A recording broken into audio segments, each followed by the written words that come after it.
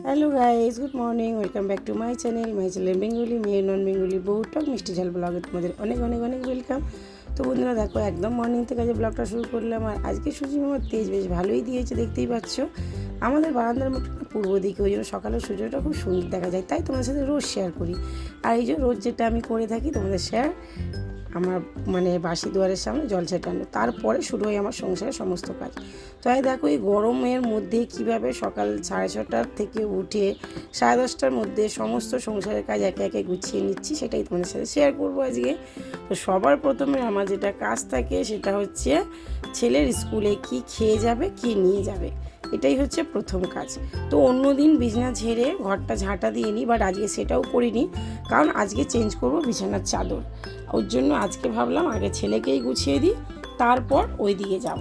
তো কালকে রাতে ছেলে একটু রিচ খাবার খেয়েছিল, তাই জন্য আজকে ওকে বললাম মুড়ি ভিজিয়ে দেবো, মুড়ি বাসাটা হালকা নুন দিয়ে দেবো। এটা ও খেতেও ভালোবাসে, আর ও শরীরের জন্যও ভালো। ও যদি ভালো না বাসতো ওকে আমি ভুজিয়ে বাজিয়ে খাওয়াতাম, কিন্তু এই খাবারটা খুব ভালো, বাচ্চাদের জন্য হোক বড়দের জন্য হোক। মুড়ি ভিজানোটা, জলটা এই গরমকালে সবার জন্য উপকার। তো ওখানে ওর জন্য বাস্তাতে মুড়িটা একটু ভিজিয়ে রেখে দিলাম কিছুক্ষণ, আর তারই মাঝে ওর জন্য 1 বোতল গ্লুকন্ডি, 1 বোতল সাদা জল রেডি করে নিলাম। আর আজকের ওকে আমি কিছু টিফিন বানিয়ে দিচ্ছি না, এত গরমে না বন্ধুরা। ও নিজেই সকালে ড্রাই ফ্রুটসটাও আজকে খেতে চায়নি, আজকে ওর একদমই ইচ্ছা করছিল না। তো ওই জন্য আজকে টিফিনেও ওই জন্য আর কিছু বানিয়ে দিলাম না। তো এখানে দিলাম একটা লট চকোপাই, একটা গুড ডে বিস্কুট, যেটা 5 পিস বিস্কুট আছে, আর দিয়ে দেবো একটা ফল একটা পেয়ারা দিচ্ছি। আজকে তো আমি রোজই কিছু না কিছু ফল দিয়ে থাকি, কালকে লেবু দিয়েছিলাম, আজকে পেয়ারা দিলাম, আর 5খানা মতন কিশমিশ দিয়ে দিলাম, এই যে ওর ভাগে ড্রাই ফ্রুট, যেটাও সকালে খাই। তো এই হয়ে গেল ওর টিফিন বক্স রেডি। তো মোটামুটি ওর কিছুটা কাজ এগিয়ে গেছে। এরপরে যেটা কাজ থাকে ওর স্কুলের ব্যাগ গোছানো। তো রুটিন দেখে ঝপঝপ করে ওর ব্যাগগুলো গুছিয়ে দিচ্ছি। আর মাঝের মধ্যে ও একবার গুছিয়ে নেয়, যখন ওকে আমি বলি, আমার সময় থাকে না, কিন্তু আমি রিস্ক নিতে পারি না, কারণ অনেক সময় ওর ভুল হয়ে যায়।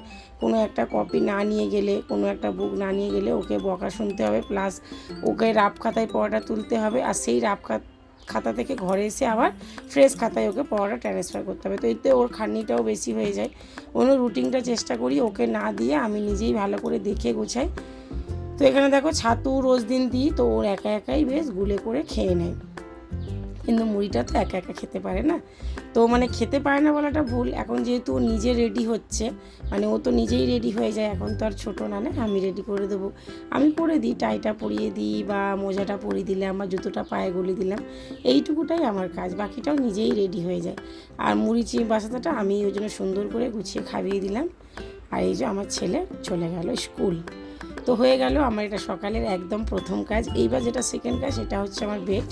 তো বেডরুমে তোমরা সবাই জানো বন্ধুরা, বেডরুমটাকে সুন্দর করে বেডে রুমে যতই ফার্নিচার থাকুক, সব থেকে যেটা আমাদের পরিষ্কার রাখতে হয় সেটা হচ্ছে বিছানা পরিষ্কার থাকলে পুরো রুমটাই মনে হয় পরিষ্কার, তাই না?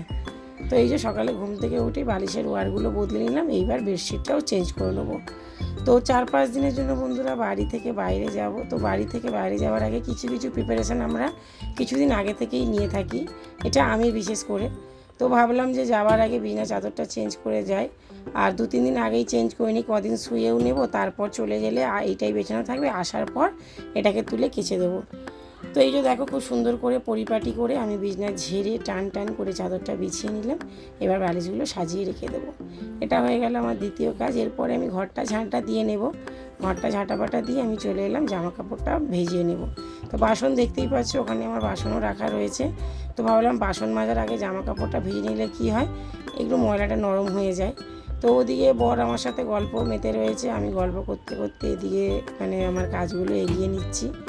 তো সকালবেলাটা এই রকমটাই থাকে বন্ধুরা, নিজের জন্য আমি নিজেকে সময় দিতে পারি না, নিজের কোনো সময় থাকে না আমার সকালবেলাটা আমার সংসার, স্বামী, বাচ্চা এইসবের মধ্যে দিয়ে মোটামুটি একটার পর একটা দুটো হাত ব্যস্ত থাকে কাজের মধ্যে।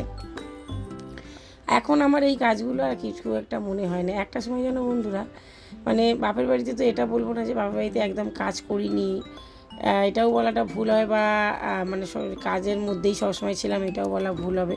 কোনো দিন মা বলেনি যে এই কাজটা তোর জন্য তোকেই করতে হবে। মন হয়েছে করেছি, না হলে করিনি। সত্যি কথা বলতে একদম না করার মতনই করেছি। মা যখন মা বাড়ি গেছে তখন করেছি, না হলে করিনি। কিন্তু এখন এই বিয়ের পর শ্বশুরবাড়িতে এসে মানে কেউ মানে কাউকে জিজ্ঞাসা করার নেই যে আমি কি এই কাজটা করবো, এটা কি আমাকেই করতে হবে, না এরকম কাউকে জিজ্ঞাসা করার নেই। এটা মানে নিজের মেন্টালিটিতেই সকাল থেকে ঘুম থেকে উঠে আমি জানি যে এই সব কাজগুলো আমারই কাজ, আমাকেই করতে হবে। বিয়ের পর থেকে প্রথম দিন থেকে প্রথম শাশুড়ি বলে দিয়েছিল যে হ্যাঁ সকালে উঠে এটা করবে, ওটা করবে, সেটা করবে। সেই দিন থেকে যে করেছি, আজকের ডেটে আমার আর মনে হয় না যে এই কাজগুলো আমার কোনো মানে করতে হবে, আর ভাবি না যে এত কাজ পড়ে রয়েছে করতেই হবে। আগে একটা সময় বিশ্বাস করবে না বন্ধুরা, শ্বশুরবাড়ি যখন প্রথম বিয়ে হয়ে এসেছি, শ্বশুরবাড়ি যখন বাসন দেখতাম তখন তো বড় ফ্যামিলি ছিল, দুই দেওর, শ্বশুর শাশুড়ি, আমরা দুজন, 6 জনের ফ্যামিলি ছিল। তো যখন বাসন যখন মাজতে বসতাম না, মনে মনে মানে মানে মানে চিন্তাধারা আসতো যে কত বাসন, এত বাসন মাজতে কতক্ষণ লাগবে, তারপরে 2-3টে রুমের বেডশিট, এত জামা কাপড়, কতক্ষণ ধরে কাচবো।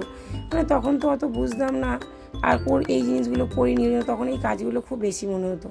এখন এই কাজগুলো বেশি মনে হয় না। এখন একটা কাজ করতে করতে আর একটা কাজ মাথার মধ্যে ভাবি যে আচ্ছা এই কাজটা ঝপ করে নিই, এরপরে এই কাজটা গুছিয়ে নেবো। মানে এখন এগুলো আর কোনো মানে হেডেক মনে হয় না, মনে হয় যেন আমার করতে হবে, আমারই তো কাজ, না আমি ছাড়া কে করবে। তো এগুলো এখন খুশি মনেই করতে পারি, মানে করি বন্ধুরা, এটাই বলতে পারি। তো দেখতেই পারলে বন্ধুরা আমার পরস্পর কতগুলো কাজ আমি গুছিয়ে নিলাম। বাসন মেজে তার জালিতে গুছিয়ে নিলাম, গ্যাস ট্যাস সব পয়সা করে নিলাম, করে তারপর জামা কাপড় কেচে নিলাম, কেচে কুচে রান্নায় চলে এসেছি। তো এখন পুজো করব না, কোনো দিন যেদিন আমার তাড়াতাড়ি মানে সান্দান হয়ে যায়, হাতের সময় থাকলে পুজোটা করে নিই। আর যেদিন দেখি হাতের সময় নেই, রান্নাটা আগে করতে হবে। কারণ দেখো একটা কথা কি বলো তো বন্ধুরা, পুজোটা হচ্ছে একটু ধীরে সুস্থে না করলে মনে শান্তি হয় না। আর বর ছেলেকে যদি টাইমে খেতে না দিয়ে ওদেরকে বের করতে পারি, সেটাও মনে শান্তি হয় না। ওই জন্য দুটো কাজ আমি আমার সময় হিসাবেই করি। যখন দেখি হাতে সময় থাকে, আমি শান্তি করে পুজোটা করতে পারবো, সেদিনই আগে পুজো করে নিই।